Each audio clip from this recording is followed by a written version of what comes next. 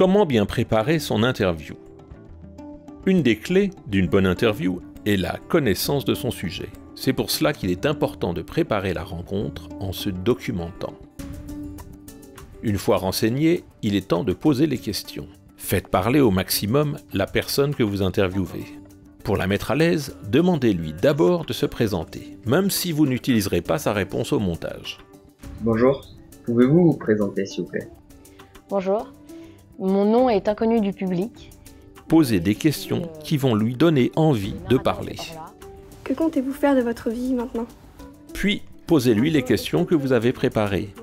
Il est aussi possible de rebondir sur ses réponses en posant des questions non préparées. J'étais obsédée par l'heure là. Les questions. Évitez les questions dont la réponse sera oui ou non. On appelle ça des questions fermées. Concentrez-vous sur les questions ouvertes, comme par exemple « Comment as-tu eu cette idée ? Pourquoi fais-tu cela ? Ou « D'où vient ton inspiration ?» N'oubliez pas, dans une interview, le plus important, c'est d'écouter, écouter, écouter. La direction du regard est essentielle. La personne qui conduit l'interview doit se tenir très près de l'objectif de la caméra. Ainsi, l'interviewé le regarde et le regard croisé des yeux crée le contact. Je sais pas. Si la personne interviewée regarde bien dans les yeux celui qui pose les questions, tout près de l'objectif, une fois ce contact établi, tout va formidablement bien.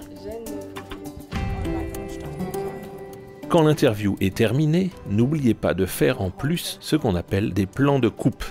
Vous pouvez vous placer derrière la personne que vous venez d'interroger et la filmer de dos pendant qu'elle parle encore, ce qui peut vous permettre de montrer ce qu'elle regarde ou ce qu'elle fait. Vous pouvez également filmer des détails qui vont mieux faire connaître votre personnage, ses mains, ses vêtements, ses yeux.